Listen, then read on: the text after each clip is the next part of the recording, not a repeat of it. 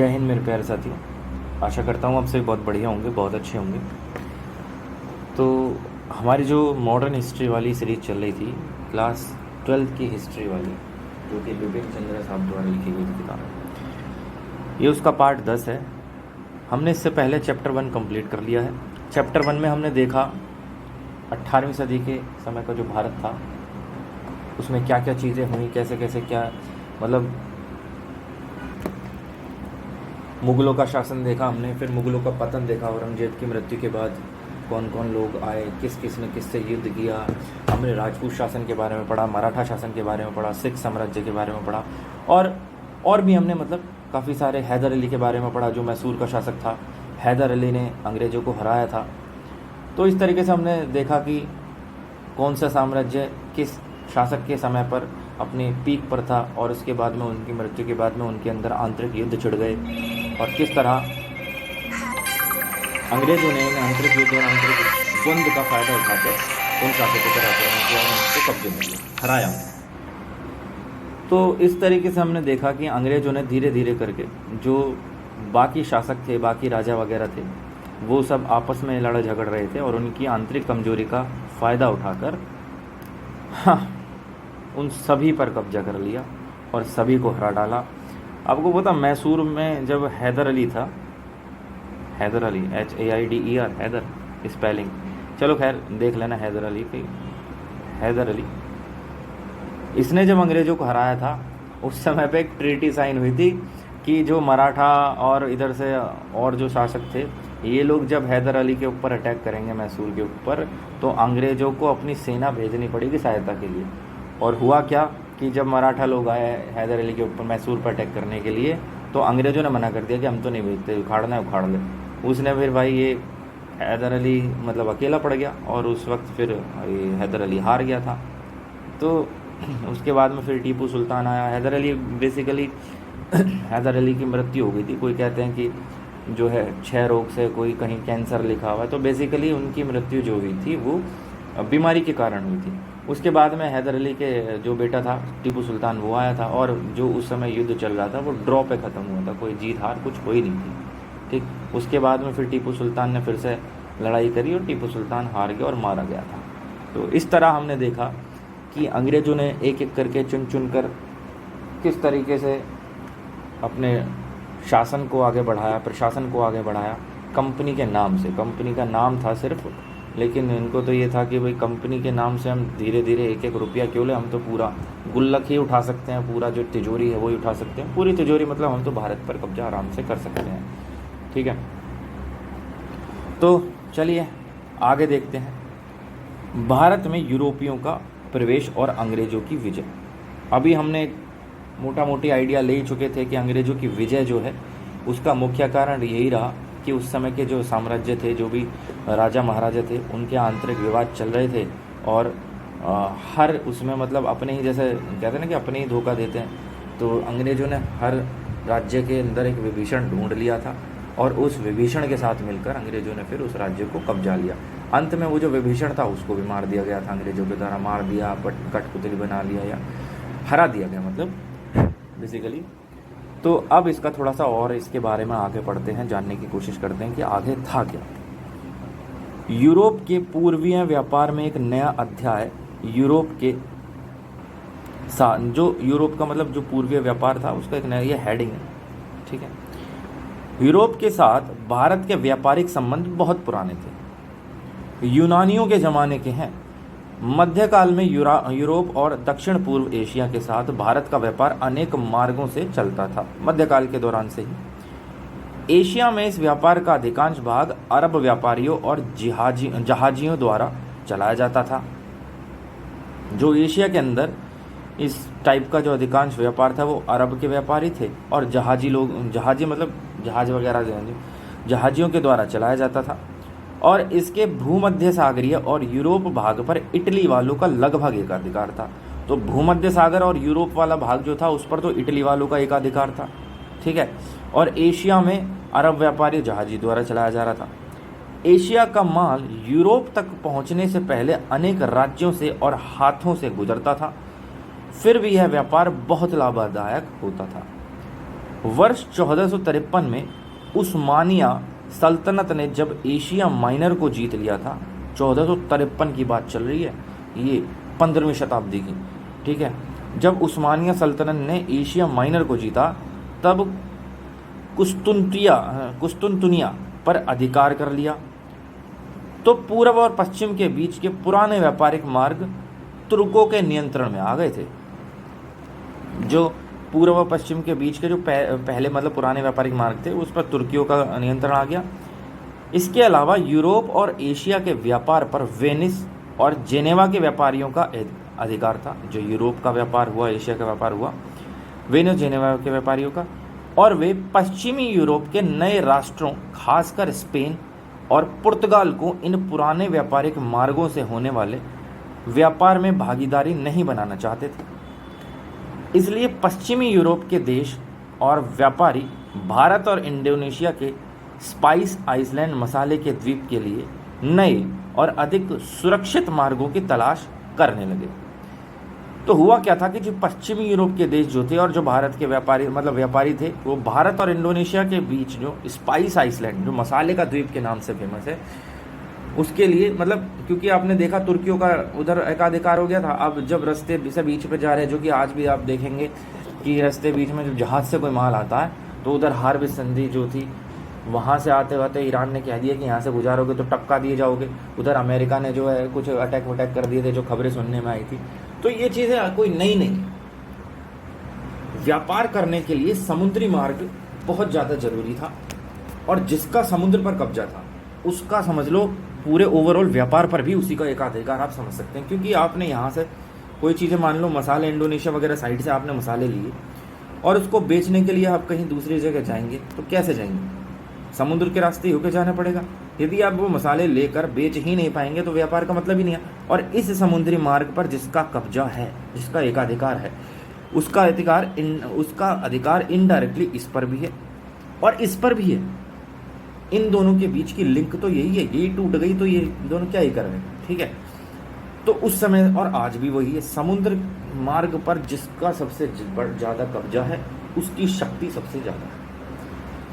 तो आप देखेंगे स्पाइस आइसलैंड जो है, मसाले के द्वीप को तब ईस्ट इंडीज के नाम से जाना जाता था। उनकी मंशा व्यापार पर अरबों और वेनिस वासियों के एकाधिकार को तोड़ना, तुर्कों की शत्रुता मोल लेने से बचना और पूर्व के साथ सीधे व्यापार संबंध स्थापित करना था। जो उनकी मंशा थी भाई, अरबों और वेनिस के जो अधिकार हो रखा था उसको हटाना, तुर्कों से भी नहीं भिड़ना चाहते थे वो, और पूर्व के साथ सीधा व्यापार भी करना। चूँकि 15वीं सदी में जहाज निर्माण और समुद्री यातायात में बहुत प्रगति हुई, जहाज वगैरह बनने लग गए थे 15वीं सदी में। तो जहाज बनेंगे, जाहिर सी बात है वो जहाज बनने के बाद में खड़े शोपीस में तो खड़े नहीं होंगे। जहाज बनाने का मकसद ये था कि बाहर जाएंगे भ्रमण पे, व्यापारिक माध्यम से। अब भ्रमण के लिए बड़े बड़े जहाज बनाए जाते थे, उसमें क्या है कि व्यापार के लिए वो जहाज बनाए जाते थे। आगे देखो, इसलिए वे यह काम करने में अच्छी तरह समर्थ थे। इसके अलावा पुनर्जागरण ने पश्चिमी यूरोप के लोगों में दुस्साहसी कार्य करने की भावना खूब भर दी थी। इस दिशा में पहला कदम पुर्तगाल और स्पेन ने उठाया। इन देशों के नाविकों ने अपनी अपनी सरकारों की सहायता से और उनकी आज्ञा पर भौगोलिक खोजों का एक महान युग आरंभ किया। वर्ष 1492 में स्पेन का कोलंबस भारत को खोजने निकला था। 1492 में कोलंबस, तो जब वो भारत को खोजने निकला तो वो बाबूजी पहुंच गया अमेरिका, लेकिन वह अमेरिका की खोज कर बैठा। अज्ञानतावश, भूल चूक माफ, भैया उसने अमेरिका की खोज कर दी। हुआ क्या, वर्ष 1498 में फिर पुर्तगाल के वास्को डी गामा ने यूरोप से भारत तक का एक नया और पूरी तरह से समुद्री मार्ग ढूंढ डाला। देखो ये चीज़ पहले से हम सुनते हुए आ रहे हैं बचपन से कि जी भारत की खोज किसने की थी, वास्को डी गामा ने की थी। बेसिकली भारत की खोज उसने नहीं की थी, भारत के साथ तो ऑलरेडी व्यापार पहले समय से ही चलता हुआ आ रहा था। देखो 1498 में भारत के समुद्री मार्ग की खोज करी थी, नए समुद्री मार्ग की, जब उधर की। लेकिन देखा जाए तो भारत और इंडोनेशिया का जो मसाले वगैरह थे उनका व्यापार तो 1453 ईस्वी में भी चल रहा था, ठीक है। तो 1498 ईस्वी में वास्को डी गामा ने भारत के लिए समुद्री मार्ग की खोज करी थी, एक नए समुद्री मार्ग की। वह आशा अंतर्य होते हुए अफ्रीका का चक्कर लगाकर कालीकट पहुंचा, वह जिस माल को लेकर वापस लौटा वह पूरी यात्रा की कीमत के 60 गुना दामों पर बिक गया। इतना प्रॉफिट हुआ उसे। मतलब 1498 में वास्को डी गामा के एक नए रास्ते के द्वारा भारत पहुंचा। इसने यहाँ से जो माल उठाया, इस माल को लेकर वो जब वापस गया तो भैया वो माल जितना भी यात्रा में वो आया उसके 60 गुना दामों में बिक गया। मतलब कि 1 करोड़ रुपए लेके गया वो और 60 करोड़ रुपए बना लिए उसने। इन और ऐसे ही दूसरे समुद्री मार्गों की खोज ने विश्व के इतिहास में एक नया अध्याय का सूत्रपात किया। 17वीं और 18वीं सदियों में विश्व व्यापार में बेहद बढ़ोतरी हुई। 17वीं और 18वीं सदी के बाद चल रही है। यूरोप को अब एक खूब लंबा चौड़ा अमेरिकी महाद्वीप उपलब्ध हो गया। अमेरिकी महाद्वीप और यूरोप और एशिया के संबंध पूरी तरह बदल गए। 15वीं सदी के मध्य में अफ्रीका और यूरोपीय देशों ने प्रवेश किया तो उससे भी उनको आरंभिक पूंजी निर्माण का एक प्रमुख स्रोत प्राप्त हुआ। 15वीं सदी के मध्य में 1450 के आसपास की बात है। आरंभ में विदेशियों को अफ्रीकी सोने और हाथी दांत ने आकर्षित किया। जो विदेशी आए वो भैया शुरुआत में क्या हुआ कि अफ्रीका के अंदर सोने वगैरह इन चीज़ों ने और जो हाथी के दांत थे उन्होंने आकर्षित किया। हाथी के दांत,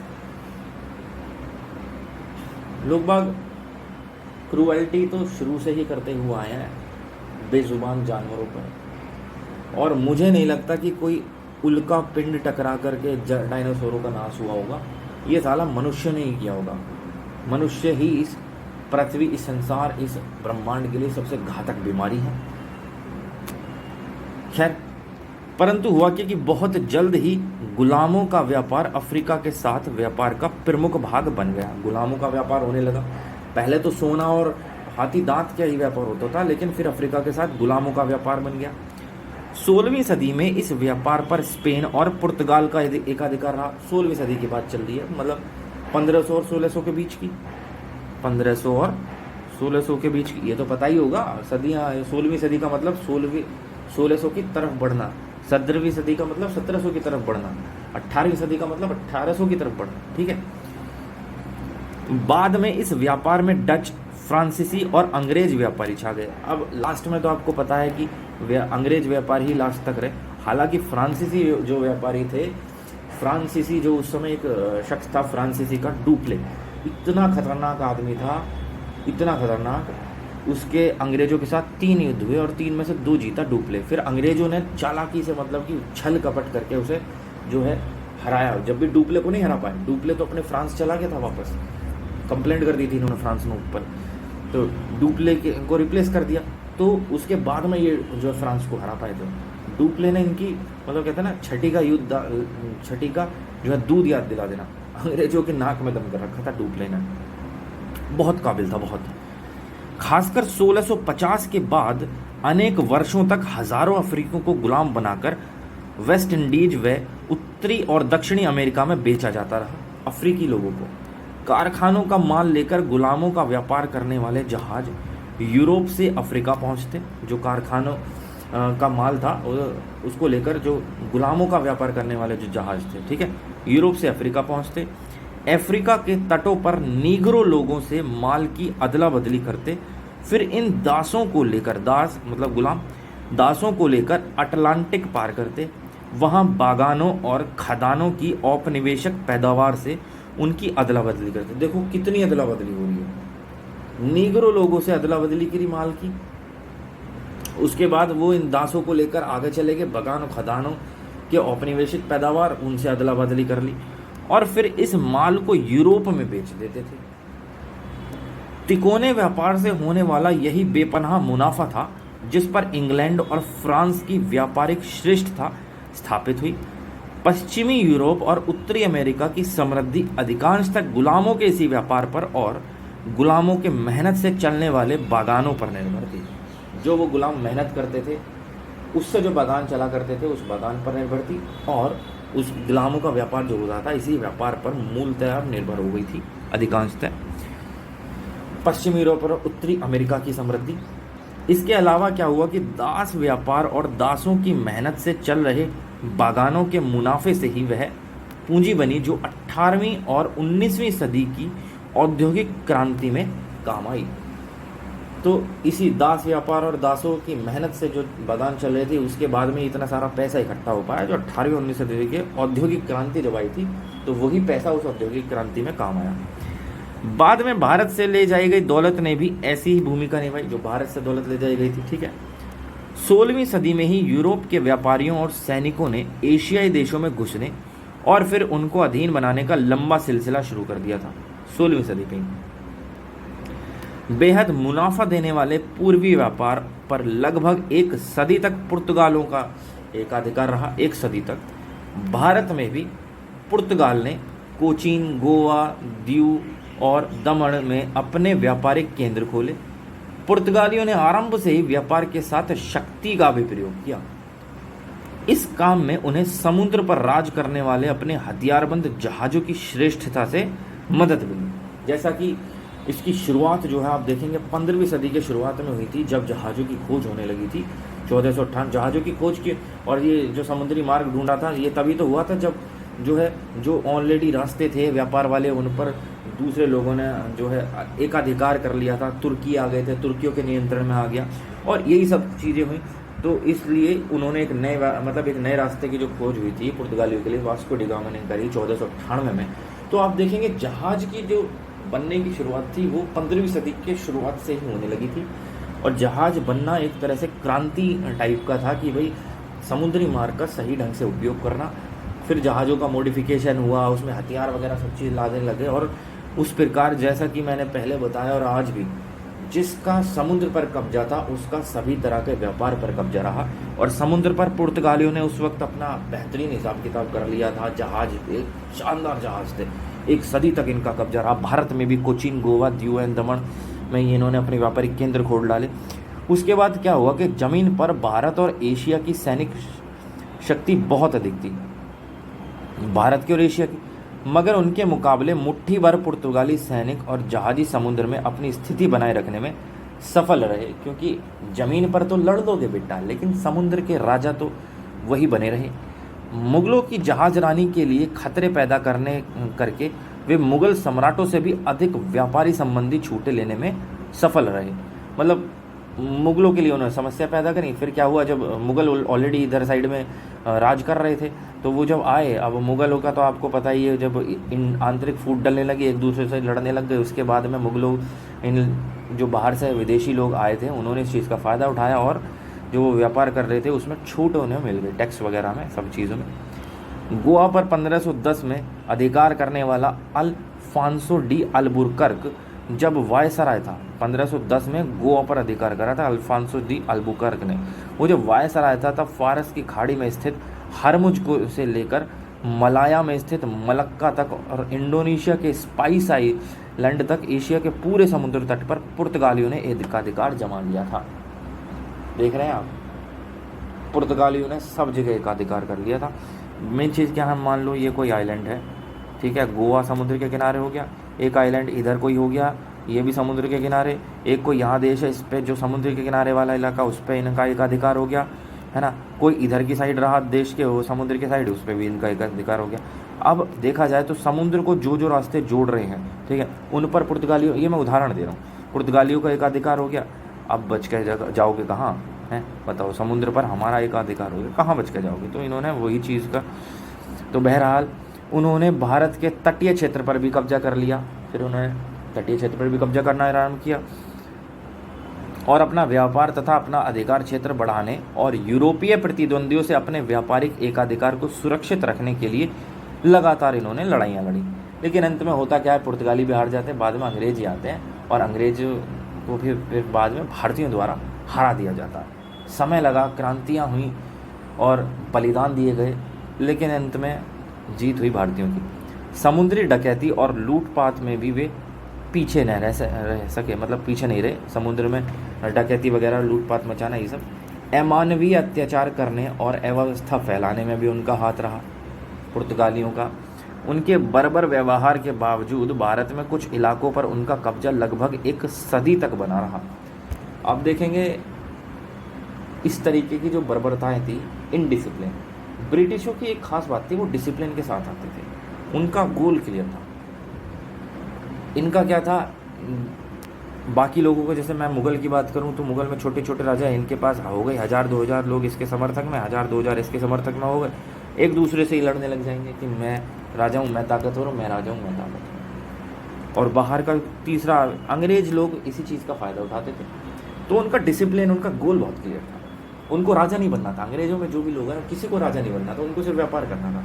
उनका गोल क्लियर था, हमें राजा बनने के लिए नहीं आए, खाओ और खाने दो वाली नीति है, हम बस अपना व्यापार करेंगे, पैसा कमाएंगे, माल फूकेंगे और मस्त जीवन जिएंगे। इसका कारण यह था कि खुले समुद्र पर उनका राज चलता था। मतलब ये बता रहा है कि जो पुर्तगाली लोग थे वो मारकाट मचाने लगे, लूटपाट, समुद्र में लूटपाट हो गए, फिर ज़मीन पर भी उनका कब्जा वगैरह स्टार्ट हो गया था, ठीक है, ज़मीन पर और बहुत से इलाके तो ऐसे थे ज़मीन पर जिन पर उनका कब्जा एक सदी तक बना रहा।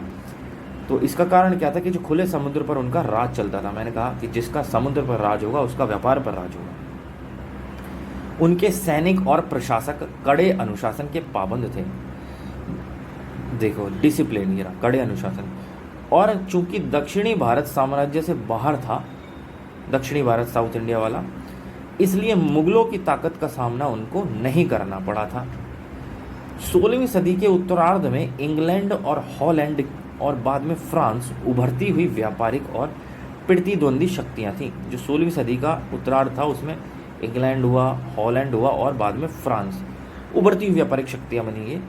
इन लोगों ने विश्व व्यापार पर स्पेनी और पुर्तगाली एकाधिकार के खिलाफ एक कड़ा संघर्ष छेड़ दिया। पुर्तगाली एकाधिकार के खिलाफ इन तीनों ने, मतलब व्यापार के लिए, भाई तुम ही थोड़ी ना व्यापार करते रहोगे, हमें भी हम व्यापार करना, हम क्या यहाँ गोभी बेरान खतर आए, हमें भी व्यापार करना। तो इस संघर्ष में स्पेन और पुर्तगाल की हार हो गई। जब अंग्रेज और डच व्यापारी कैप ऑफ गुड होप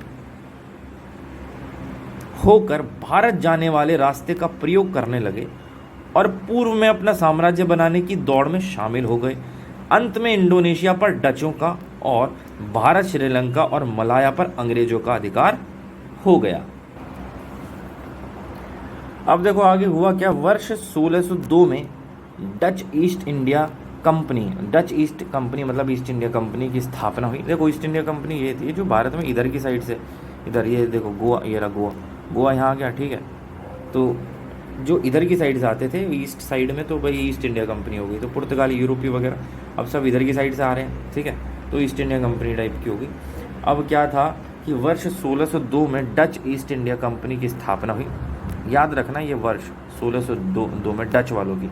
और डच संसद ने एक चार्टर स्वीकार करके कंपनी को युद्ध छोड़ने, संधियां करने और इलाके जीतने और किला बनाने का अधिकार दे दिया। डच संसद ने दे दिया था, डच की संसद ने। मतलब कि तुम देखो ऐसा हो कि भारत की जो संसद है वो जो है किसी एक कंपनी हो और वो जाके अमेरिका में या किसी अन्य देश में जा कर के व्यापार करने लगे और भारत के ही लोग उसे नियम बना के दे दें कि भाई तुम्हें ये व्यापार करना, वहाँ कोई और नहीं आएगा, तुम व्यापार करो खुलेआम, कोई और व्यापार नहीं करेगा।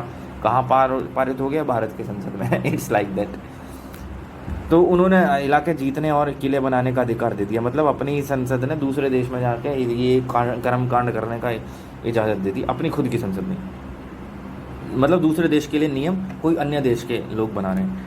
डचों की खास दिलचस्पी भारत में नहीं बल्कि इंडोनेशिया के जावा, सुमात्रा और स्पाइस आइसलैंड जैसे द्वीपों में थी। डचों की भारत में नहीं थी, जहां मसाले खूब पैदा होते थे। जल्द ही उन्होंने मलय, जलडमरू मध्य और इंडोनेशियाई द्वीपों से पुर्तगालियों को खदेड़ दिया। जो डच आए, अब देखो पुर्तगालियों का समुद्र पर कब्जा रहा, ठीक। अब पुर्तगाली लोग जो थे उन्होंने खूब अंत मचाया, खूब। आपने अभी पढ़ा कि अंग्रेजों मतलब पुर्तगालियों का समुद्र पर कब्जा था, एक सदी तक लगभग इनका कुछ जगहों पर कब्जा रहा। इन्होंने जहाज़ लूटे, खूब लूट मार करी। मतलब कि फिर अब धीरे धीरे एक पीक होता है ना सबका, ग्राफ यही एक यूनिफॉर्म पैटर्न है सभी का, सभी चीज़ों का यही ग्राफ होता है। शुरुआत में बहुत बढ़ते हैं, फिर वो उनकी गिरावट, तो वो अपने पीक पर आ गए।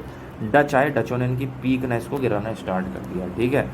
पुर्तगाली सबसे पहले आए थे और सबसे बाद में गए थे भारत में, ठीक। अब देखो उन्होंने क्या किया कि मलय जलभूमध्य और इंडोनेशिया द्वीपों से पुर्तगालियों को खदेड़ना स्टार्ट कर दिया, खदेड़ दिया। और 1623 ईस्वी में इन क्षेत्रों पर एकाधिकार करने का प्रयास कर रहे अंग्रेजों को हराया।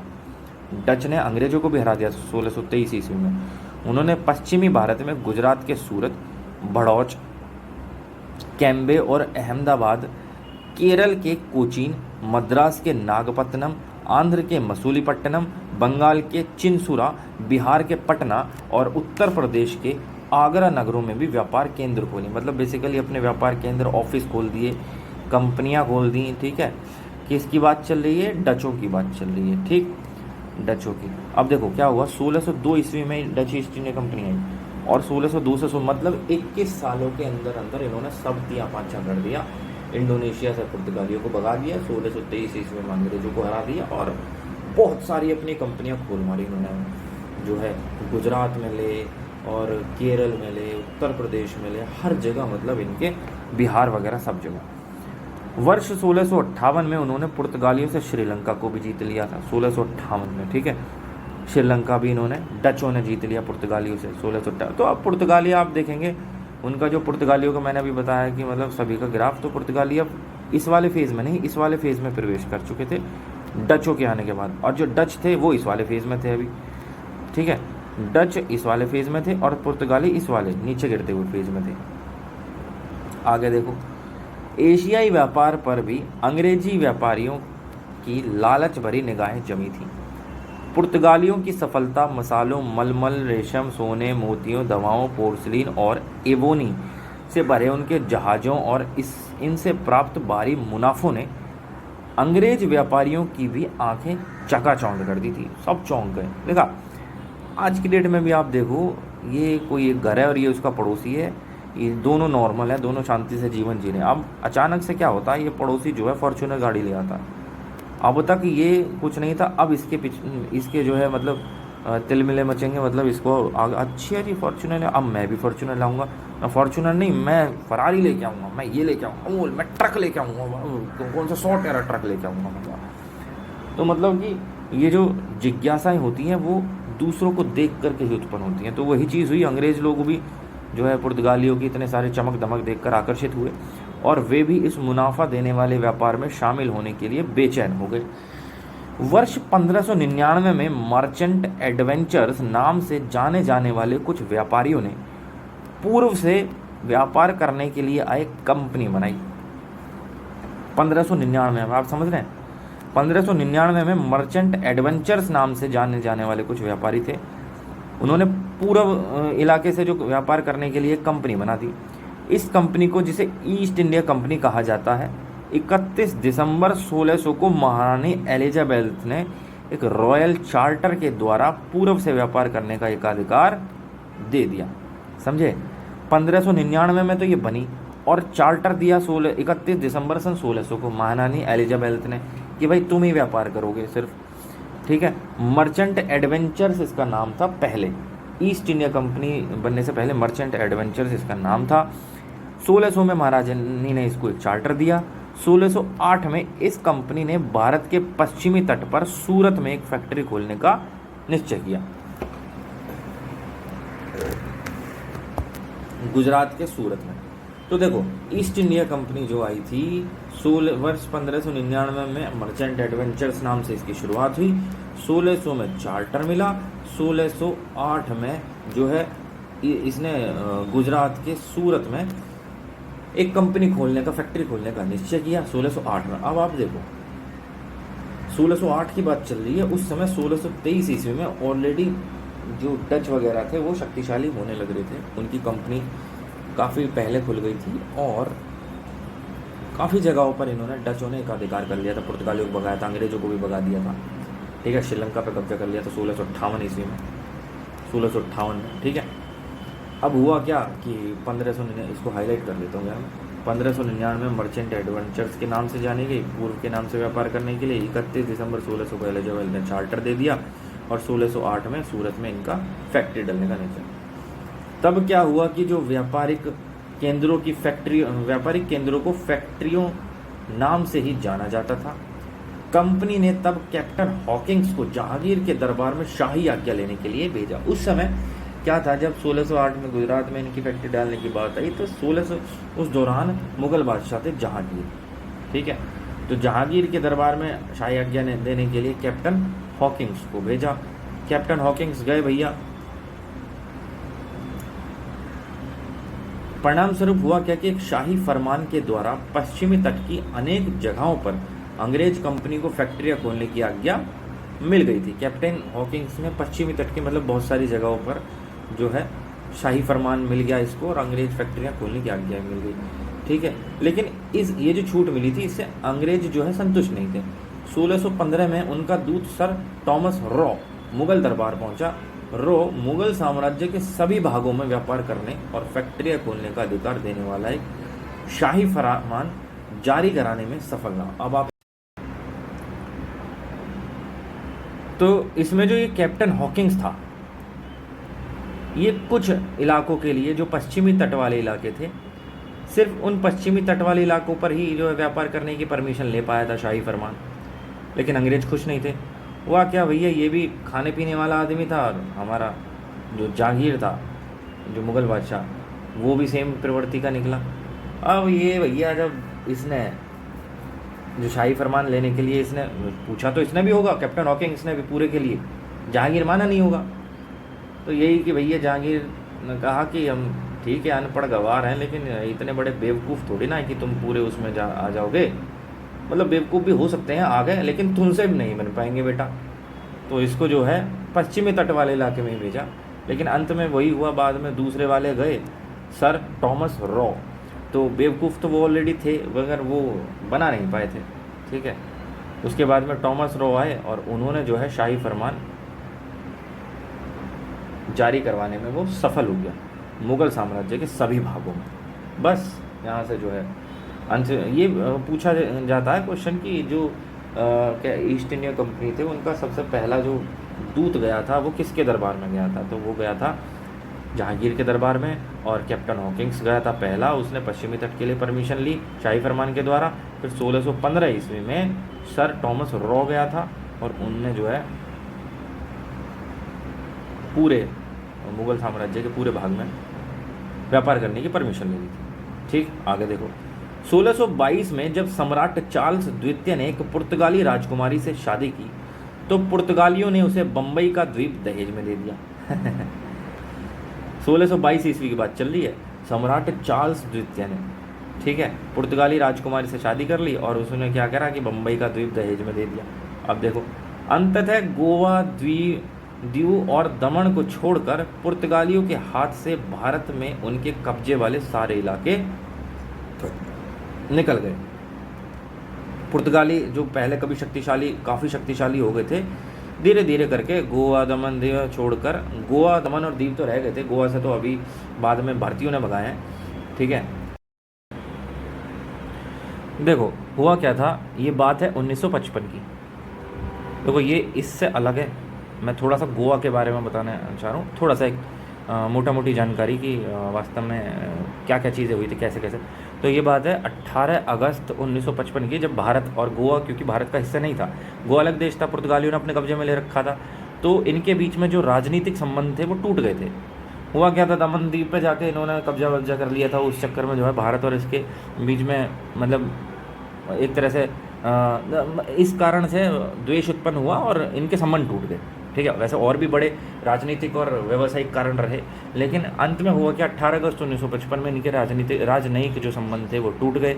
अब जो है सिर्फ यहीं पर नहीं रुकी बात, 1961 के दौरान इनके बीच का जो चिड़न थी, जो लड़ाई थी, वो और ज़्यादा बढ़ गई, बहस एक तरह से कहें, और इतनी बढ़ गई थी कि मतलब हाथापाई टाइप के में आ गई। तो उस समय क्या था कि अब भारत भी भाई आज़ाद हो ही चुका था, भारत के पास अपनी सेना थी, नौसेना थी, थल सेना थी, ठीक है।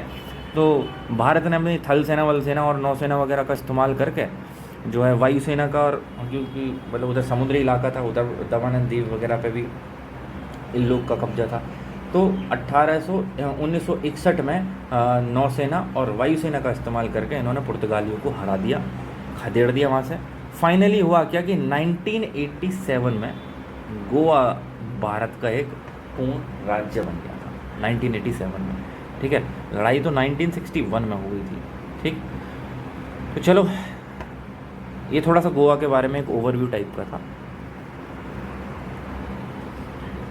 इंडोनेशिया के द्वीपों से हो रहे मसालों के व्यापार में भागीदारी को लेकर अंग्रेज कंपनी की डच कंपनी से ठन गई। वही इंडोनेशिया में मसाले वसाले का व्यापार चल रहा था अंग्रेज और डचों के बीच में, फिर ये लड़ने लग गए चैचे में। मतलब शुरुआत से आज तक है बेवकूफ़ टाइप के लोग हैं, ऐसे बच्चों की तरह लड़ रहे हैं। मतलब ठन गई इनके बीच में कि भाई मैं व्यापार करूँगा, मैं व्यापार करूँगा। पता नहीं क्या ही होगा इस दुनिया का। इन दो शक्तियों के बीच रह रहकर होने वाली लड़ाई 1654 में आरंभ हुई और 1667 में तब समाप्त हुई जब अंग्रेजों ने इंडोनेशिया पर सारे दावे छोड़ दिए इंडोनेशिया पर, और बदले में डचों ने भारत की अंग्रेज बस्तियों को न छूने का वादा किया। मतलब एक तरह से ड्रॉ टाइप का हुआ। अंग्रेजों ने तो इंडोनेशिया के लिए मना कर दिया कि भाई चलो हम इंडोनेशिया नहीं छेड़ेंगे, और डचों ने भारत के लिए मना कर दिया कि हम भारत की अंग्रेज बस्तियों को नहीं छेड़ेंगे। ठीक, कब की बात है ये? 1654 में आरंभ हुई थी और 1667 में ये समाप्त हुई।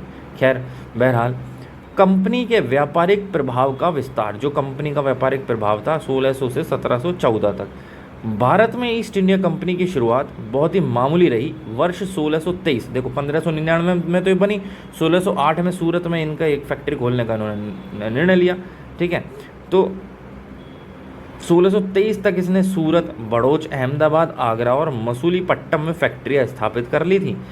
आरंभ से उसने व्यापार और कूटनीति के साथ साथ युद्धों का भी सहारा लेने और जिन क्षेत्रों में फैक्ट्रियाँ स्थापित की थी उन पर कब्जा करने के भी प्रयास किए। दक्षिण भारत में परिस्थितियां अंग्रेजों के अधिक अनुकूल थी क्योंकि वहां उन्हें किसी शक्तिशाली भारतीय सरकार का सामना नहीं करना पड़ा था। दक्षिण भारत की बात कर रहा है। विजयनगर का महान साम्राज्य 1565 में ही नष्ट हो चुका था और उसकी जगह अनेक छोटे छोटे और कमज़ोर राज्य खड़े हो गए।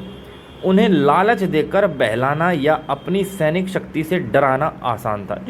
जब विजयनगर का बड़ा साम्राज्य था वो तो ख़त्म हो गया 1565 में ही। ठीक है, उसके बाद में क्या हुआ कि छोटे छोटे और राज्य शुरू हो गए। मतलब हमने जैसा कि पहले चैप्टर में पढ़ा कि यही होता था कि जब एक शक्तिशाली राजा मरता था तो उसके बाद में जो उसके अंडर में कोई सामंत हुए या और भी जो सैनिक वजीर ये सब लोग हुए, ये अपना अलग ही मतलब शक्ति लेकर खुद कोई राजा बनाने लग जाए, फिर वो आपस में लड़ते रहते थे। ठीक है, तो अपने छोटे छोटे इलाके कब्जा कर लेते थे। ठीक, बड़ा जो राजा था जिसके पास पूरी ओवरऑल शक्ति थी, उसके बाद में अंग्रेजों ने दक्षिण में अपनी पहली फैक्ट्री मसूलीपट्टम में 1611 में स्थापित की। दक्षिण की बात चल रही है, मसूलीपट्टम। ठीक है, मछलीपट्टनम भी बोलते हैं इसे, मसूलीपट्टम हो गया। पर जल्द ही उनकी गतिविधियों का केंद्र मद्रास हो गया, जिसका पट्टा 1639 में वहाँ के स्थानीय राजा ने उन्हें दिया था।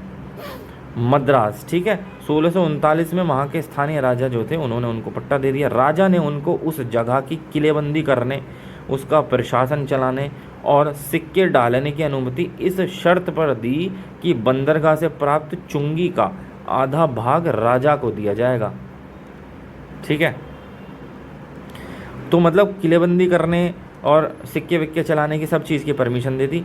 यहाँ अंग्रेजों ने अपनी फैक्ट्री के इर्द गिर्द एक छोटा सा किला बनाया जिसका नाम फोर्ट सेंट जॉर्ज रखा पड़ा। जो मद्रास के अंदर उनकी फैक्ट्री थी उसके चारों तरफ इन्होंने एक अपना छोटा सा किला बना लिया था, उसका नाम क्या पड़ा? Fort Saint George. दिलचस्प बात यह है कि मुनाफे के लालची व्यापारियों की यह कंपनी शुरू से ही इस नीति पर अड़ी थी कि भारतीय उन्हें इस देश को जीतने का खर्चा स्वयं दें। अच्छा जी, शुरू से इस चीज़ पर अड़ी थी कि भाई भारतीय जो है इस देश को जीतने का खर्चा भारत स्वयं ही दें। उदाहरण के लिए कंपनी के कोर्ट ऑफ डायरेक्टर्स ने 1683 में मद्रास के अधिकारियों को लिखा कि हम चाहते हैं कि आप धीरे धीरे नगर मतलब मद्रास को किलेबंदी करें और किले को इतना मजबूत बनाएं कि वह किसी भारतीय राजा या भारत में डच शक्ति के आक्रमण के सामने अडिग रहे। पर हम आपसे यह भी चाहते हैं कि आप अपना काम इस प्रकार लेकिन पूरी विनम्रता के साथ जारी रखें कि नगर निवासी ही सारी मरम्मत और किलाबंदी का पूरा खर्च उठाएं। देखा, मतलब बेटा मौज करो तुम और सजा काटे वो। वर्ष 1668 में ईस्ट इंडिया कंपनी ने ब्रिटिश सरकार से बंबई का द्वीप प्राप्त कर लिया, ईस्ट इंडिया कंपनी ने, ठीक है, और उसकी तत्काल किलेबंदी कर दी। बंबई के द्वीप की तो उन्होंने तुरंत ही किलेबंदी कर दी 1668 में, ठीक है। आगे देखो, बंबई के रूप में अंग्रेजों का एक बड़ा और आसानी से रक्षा कर सकने योग्य बंदरगाह प्राप्त हुआ। इस कारण से और क्योंकि उस वक्त उभरती हुई मराठा शक्ति अंग्रेजों के व्यापार के लिए खतरा पैदा कर रही थी, पश्चिमी तट पर कंपनी के हेडक्वार्टर के रूप में सूरत का स्थान जल्द ही बंबई ने ले लिया था। जो पश्चिमी तट था उसमें कंपनी के हेडक्वार्टर के रूप में जो है, मतलब पश्चिमी तट पर जो है सूरत में इसका हेडक्वार्टर, अरे सूरत नहीं, बम्बई में, मतलब नया हेडक्वार्टर में, जो पहले सूरत में था, ठीक है, पश्चिमी तट पर। उसके बाद क्या हुआ कि पूर्वी भारत में अंग्रेज कंपनी ने अपनी आरंभिक फैक्ट्रियों में एक की स्थापना 1633 में उड़ीसा में कर दी थी, ठीक है। वर्ष 1651 में उसे बंगाल के हुगली नगर में व्यापार करने की इजाज़त मिली। तब कंपनी ने जल्द ही पटना, बालासोर, ढाका और बंगाल बिहार के दूसरे स्थानों पर भी फैक्ट्रियां खोली। उसी दौरान जब 1651 में हुगली नदी के हुगली नगर में इन्हें इजाज़त मिल गई, तो उसी दौरान इन्होंने वहाँ जो और अलग भी फैक्ट्रियाँ खोल ली। अब उसकी इच्छा थी कि बंगाल में उसकी एक स्वतंत्र बस्ती होनी चाहिए। अब वह भारत में राजनीतिक सत्ता स्थापित करने के सपने देख रही थी, ताकि मुगलों को मजबूर करके व्यापार में मनमानी करने की छूट ले ली जाए। अब देखें, एक फैक्ट्री से शुरुआत हुई थी और उसके बाद तो अब इसमें अंग्रेज लोग आए, इनकी फैक्ट्रियाँ, इनके लोग आए, और इधर मुगल के जो राजा महाराजा एक आध लोग, उनके बारे में जिक्र है। बीच की जो जनता रही उनका कहीं जिक्र नहीं है। उन्होंने कुछ नहीं किया, मतलब इधर से ये आते थे, इधर से ये आए, इनको सबको मतलब परेशान करके और लूट लाट के चाह रहे, और ये जनता, मैं क्या ही बोलूँ यार। भारतीयों को अपना माल सस्ता बेचने और कंपनी का माल महंगा खरीदने के लिए मजबूर किया जा सके, प्रतिद्वंदी यूरोपीय व्यापारियों को बाहर रखा जा सके, जो और यूरोपीय व्यापारी थे, कॉम्पिटिटर, और कंपनी का व्यापार भारतीय राजाओं की नीतियों से स्वतंत्र रहकर जारी रहे। राजनीतिक सत्ता स्थापित करके कंपनी भारतीय राजस्व पाने और इस तरह इस देश को इसी के साधनों से जीतने की आशा कर सकती थी। उस समय ऐसी योजनाएं खुलकर सामने रखी गई। वर्ष 1687 में कंपनी के डायरेक्टर ने मद्रास के गवर्नर को सलाह दी कि वह एक ऐसी नागरिक और सैनिक शक्ति स्थापित करे और राजस्व का सुरक्षित और इतना बड़ा स्रोत बनाए कि भारत में एक बड़े, मजबूत और हमेशा हमेशा के लिए सुरक्षित ब्रिटिश राज्य की नींव डाली जा सके। बताओ, मतलब ओपनली खुला ही चल रहा है कि भाई ऐसा तो हम चाहते हैं और तुझे करना पड़ेगा। मद्रास के गवर्नर को 1687 में सलाह दी गई थी ये ब्रिटिश ईस्ट इंडिया कंपनी के द्वारा, जो कंपनी के डायरेक्टर थे, ठीक है। आगे देखो, 1689 में उन्होंने घोषणा की कि हमारे राजस्व में वृद्धि हमारा उतना ही बड़ा उद्देश्य है जितना कि हमारा व्यापार। जिस समय बीसियों दुर्घटनाएं हमारे व्यापार में बाधा डाल रही हों, उस समय यही वस्तु है जो हमारी शक्ति को बनाए रख सकेगी। 1689 में उन्होंने ये ओपनली घोषणा कर दी थी। यही वस्तु है जो भारत में हमें एक राष्ट्र के रूप में स्थापित करेगी। पहले तो हम एक कंपनी थे, लेकिन अब हम भारत के अंदर एक राष्ट्र के रूप में स्थापित हो जाएंगे। 1686 में जब अंग्रेजों ने हुगली को तहस नहस कर दिया और मुगल सम्राट के खिलाफ युद्ध की घोषणा कर दी, तब दोनों के बीच शत्रुता की शुरुआत हो गई। हुगली को तो इन्होंने भैया तहस नहस कर दिया अंग्रेजों ने 1686 ईस्वी में। जैसा कि हम पहले चैप्टर में पढ़ा हमने कि जब मुगल साम्राज्य जब टूट फूटने लगा और बाकी मराठा राज्य भी जब टूट फूटने लगा और बाकी सभी राज्य, जब बड़े बड़े शक्तिशाली लोग जो थे, राजा महाराजा शासक इनके, वो उनकी मृत्यु के बाद ये सभी राज्य आपस में बंटने लगे, छोटे छोटे राज्यों में। सभी जो इनके सामंत ये जो सब छोटे मोटे लोग थे, वजीर सैनिक वैनिक, ये सब अपने आप को सोचने लगे कि भाई अब तो शक्ति हमारे हाथ में भी आ जाएगी, ठीक है। और इस तरीके से छोटे छोटे इलाके इन्होंने कब्जा कर लिए और अपने आप को वहाँ का सम्राट, शहंशाह वहंशाह जो भी लीडर घोषित कर लिया। ठीक, उस दौरान क्या हो रहा था, ये तो आपस में मज़े ले रहे थे, लड़ रहे थे और बस मैं राजा मैं शक्ति रखूँगा। जनता तो पिसी रही, आम जनता, किसान, उस वक्त किसानों का बहुत ज़्यादा शोषण हो रहा था, ठीक है, और गरीबों का, और मतलब यही सब चीज़ें उस समय चल रही थी। उसके बाद में 1686 ईस्वी में अंग्रेज़ों ने जब हुगली, लेकिन उस समय इतना ज़्यादा शोषण नहीं हुआ था। एक लाइन हमने पढ़ी थी कि फिर भी हालात अंग्रेज़ों की तुलना में काफ़ी सुधरे हुए थे। जब अंग्रेज़ आए उस समय तो इन्होंने तो बहुत ही ज़्यादा हालत ख़राब कर दी, ठीक है। हुगली को तहस नहस कर दिया, ठीक, और मुग़ल सम्राट के खिलाफ युद्ध की घोषणा कर दी। तब दोनों के बीच शत्रुता की शुरुआत हो गई, मुग़ल और अंग्रेज़ों के बीच, मतलब खुले तौर पर अंग्रेज़ों ने स्थिति को पूरी तरह गलत समझा था और मुग़लों की शक्ति को कम करके आंका था। औरंगजेब के शासन में मुग़ल साम्राज्य अभी भी ईस्ट इंडिया कंपनी की मामूली ताकत पर बहुत भारी था। औरंगजेब के शासन की बात चल रही है। युद्ध का अंत अंग्रेज़ों के लिए घातक रहा। उन्हें बंगाल स्थित उनकी फैक्ट्रियों से खदेड़ दिया गया और वे गंगा के मुहाने के द्वीप में शरण लेने के लिए बाध्य हो गए, जो बीमारियों का गढ़ था। उनकी सूरत, मसूलीपट्टनम और विशाखापट्टनम स्थित फैक्ट्रियों पर भी कब्जा कर लिया गया और बम्बई स्थित उनके किले पर घेरा पड़ गया। यह देखकर अंग्रेज अभी भी मुग़ल शक्ति से लड़ने में समर्थ नहीं है। उन्होंने एक बार फिर झुककर दरबार में हाजिरी बजाई और प्रार्थना की कि उन्होंने जो अपराध किए हैं उन्हें क्षमा किया जाए। आ गई अकल ठिकाने? आ गई ना? आ गई। सालो तुम क्या मतलब अपने आप को ज़्यादा मतलब हीरो समझ रहे हो क्या? मुग़लों की शक्ति को उन्होंने उस समय, औरंगजेब के समय मुग़ल काफ़ी शक्तिशाली थे, उसके बाद में तो इनका पतन स्टार्ट हुआ। उन्होंने भारतीय शासकों के संरक्षण में व्यापार करने की इच्छा प्रकट की। जाहिर है कि उन्हें सबक मिल चुका था। मुग़ल सम्राट से व्यापार संबंध छूटे लेने के लिए एक बार फिर उन्होंने चापलूसी और विनम्रता का सहारा लिया। मुग़ल अधिकारियों ने अंग्रेज़ों की बादशाही को फौरन मना कर दिया, फौरन माफ़ कर दिया। बेवकूफ़ तो थे ही यार तुम। खैर, उन्होंने विनम्रता दिखाई और फ़ौरन उन्हें माफ़ कर दिया। जाओ, माफ़ किया, जा सिमरन, जी ले अपनी ज़िंदगी। वे यह तो जान भी नहीं सकते थे कि हानिकर दिखने वाले ये विदेशी व्यापारी एक दिन देश के लिए गंभीर खतरा बन जाएंगे। अब आप देखो, यदि औरंगजेब मना ही कर देता, वो एक दिन ऐसा रहा होगा जब मुग़ल शासकों ने इनको माफ़ किया। अब दो बातें, यदि मुग़ल शासक इनको माफ़ ना करते अंग्रेजों तो क्या होता? आप देख रहे हैं आज की स्थिति क्या होती।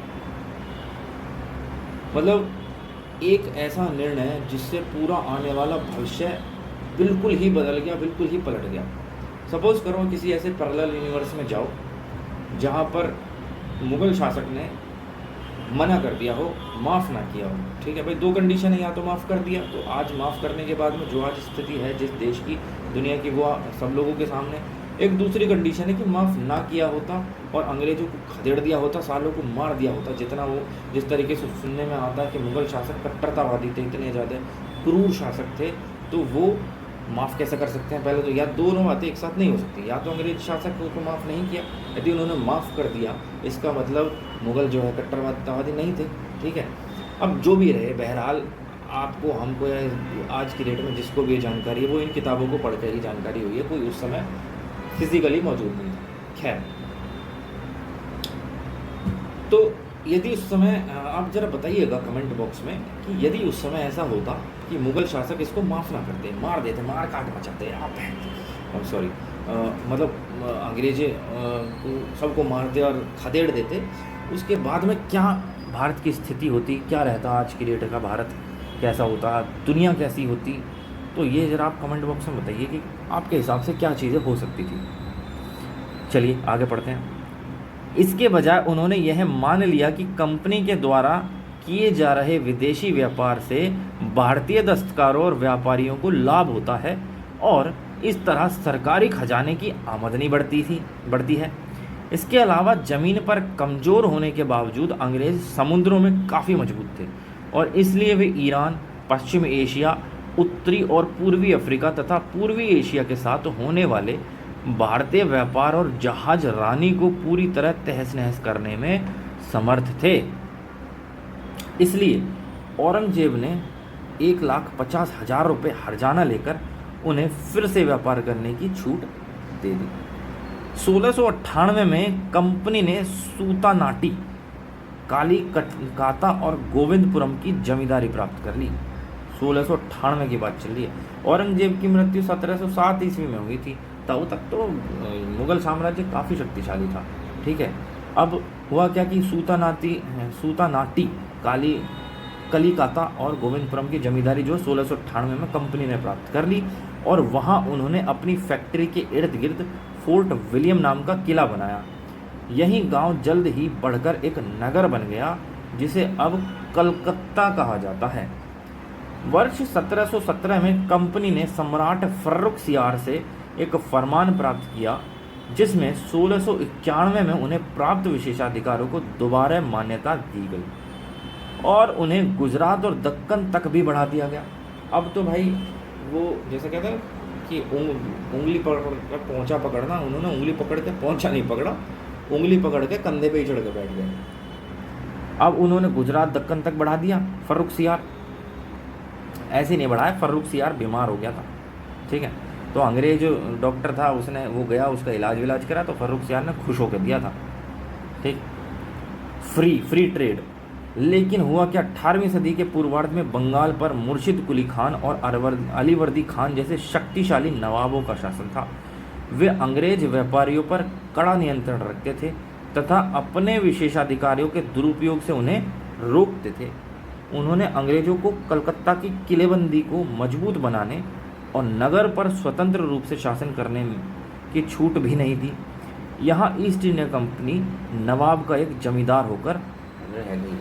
जो वहाँ के नवाब थे अलीवर्दी खान और मुर्शिद कुली खान वगैरह, ठीक है, तो उन्होंने ज़्यादा ईस्ट इंडिया कंपनी को मुंह नहीं लगाया और एक छोटी सी जमींदार बनकर रह गई। कंपनी की राजनीतिक महत्वाकांक्षाएं तो पूरी नहीं हुई मगर उसका व्यापार पहले से बहुत अधिक फला फूला। जब व्यापार फला फूला तो पैसे आमदनी बढ़ गई, फिर तो भाई जिसके हाथ में पैसा उसके हाथ में तो सब चीज़ है। भारत से इंग्लैंड में होने वाला प्रतिवर्ष आयात 1708 में, आयात की बात चल रही है, 5 लाख पौंड का था। 1708 की बात चल रही है। 5 लाख पौंड प्रति एनम भारत से में जो आयात होता है, मगर 1740 तक वह 17,95,000 पौंड का हो गया। कितना बढ़ गया, 5 लाख से 17,95,000 पौंड। मद्रास, बम्बई और कलकत्ता की अंग्रेज बस्तियां विकसित हो गईं, नगरों का केंद्र बन गईं। बड़ी संख्या में भारतीय व्यापारी और बैंकर इन नगरों की ओर आकर्षित हुए। ऐसा अंशतः इन नगरों में उपलब्ध नए व्यापारिक अवसरों के कारण था और अंशतः इस कारण कि मुगल साम्राज्य के बिखरने से इन नगरों के बाहर अनिश्चित और असुरक्षा की परिस्थितियां आ गईं। जब मुगल साम्राज्य बिखर गया ना 1707 में, जब उसकी मृत्यु हो गई थी औरंगजेब की, उसके बाद में 18वीं सदी के मध्य तक मद्रास की जनसंख्या बढ़कर 3 लाख, कलकत्ता की 2 लाख, मद्रास की जनसंख्या जो बढ़कर 3 लाख हो गई, कलकत्ता की 2 लाख और बम्बई की 70,000 हो चुकी थी। हाँ, उस समय 18वीं सदी। आज देखो मुंबई की जनसंख्या, कलकत्ता की जनसंख्या और मद्रास की, बम्बई, इन दोनों का मिला के अकेला ही हो रखा होगा, क्योंकि माइग्रेंट आते हैं बाहर से नौकरी करने और ये सब माइग्रेंट। तभी तो बड़े बड़े जो बिल्डर्स हैं उन्होंने पिंजरे बनाने स्टार्ट किए। ठीक है, कि पिंजरों में रहो। अगर एक एक परिवार अपना एक अलग घर लेके रहने लगेगा तो इतनी तो ज़मीन है नहीं जितनी जनसंख्या बढ़ गई। तो इस वजह से जो है सभी जो बिजनेसमैन लोग होते हैं वो हर चीज़ में अवसर ढूंढ ही लेते हैं। ठीक है, अवसर। तो देखें 1600 के चार्टर के में कैप ऑफ गुड होप के पूर्व में व्यापार करने का एकाधिकार कंपनी को 15 वर्षों के लिए दिया गया था। 1600 याद करो, 1599 में जब ये कंपनी बनी थी, 1600 में महारानी एलिजाबेथ ने चार्टर दिया और 1608 में गुजरात में अपनी एक फैक्ट्री डालने की उन्होंने शुरुआत करी। चलो, इस कंपनी का स्वरूप एक पूरी तरह बंद निगम या इजारदारी जैसी थी। भारत में कंपनी की कोई फैक्ट्री एक किलाबंद क्षेत्र जैसी होती थी, जिसके अंदर गोदाम, दफ्तर, कंपनी के कर्मचारियों के लिए घर होते थे अंदर ही। मतलब जैसे आज देखेंगे एनटीपीसी वगैरह जैसी कंपनियां हैं, उसमें क्या है कि आप उस कैंपस के अंदर ही हॉस्पिटल, स्कूल, घर, फ्लैट वगैरह सब चीज़ें कैंपस के अंदर ही हैं।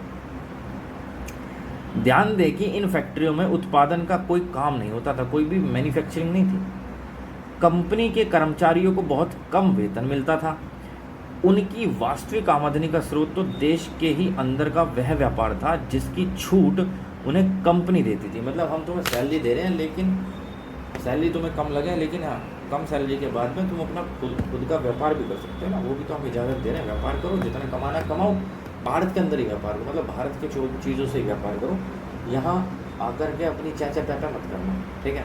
आज देखेंगे कि सरकारी कर्मचारी जो हैं उनको अपना बिजनेस करने की अनुमति नहीं है। सरकारी कर्मचारी अपना खुद का व्यापार नहीं कर सकता अपने नाम से, लेकिन सरकार का कोई मंत्री कर सकता होगा, अपने परिवार के किसी भी सदस्य के नाम से कर लो। खैर ये पहली पुरानी बातें हैं, नियम कानून। आज की डेट में तो ये सरकारी कर्मचारी व्यापार नहीं कर सकता, राजनीति में नहीं आ सकता, और ओपनली किसी एक पार्टी विशेष का समर्थन नहीं कर सकता। ये कुछ नियम वगैरह बने हुए। खैर, जिसकी छूट उन्हें कंपनी देती थी, और इसी आमदनी के लिए ये कर्मचारी भारत में नौकरी करने के लिए बेचैन रहते थे। छोटी सी आमदनी रहेगी, छोटी सी मतलब तनख्वाह रहेगी, लेकिन व्यापार खुलेआम कर सकते हो। अब भैया इसीलिए पैसा कमाने के लिए सब लोग, अरे मैं जाऊंगा भारत, मैं जाऊंगा। हाँ, भारत और यूरोप के बीच व्यापार करने का अधिकार केवल कंपनी के लिए सुरक्षित था। जो कंपनी के लोग थे, सिर्फ वही भारत और यूरोप के बीच व्यापार कर सकते थे, और कोई नहीं कर सकते थे। अगला टॉपिक है, अगली हेडिंग, दक्षिण में अंग्रेजों और फ्रांसीसियों के बीच टकराव। अब देखना आगे कितना मज़ा आएगा। फ्रांसीसी लोग अंग्रेज़ों को इतनी बार खदेड़ेंगे और बहुत बुरी तरह हराएंगे, फिर ये छल कपट से फ्रांसीसियों को हरा देंगे। बहरहाल चलिए, आज के लिए इतना ही काफ़ी है। इससे आगे का अगली वीडियो में करवाते हैं। यहाँ #11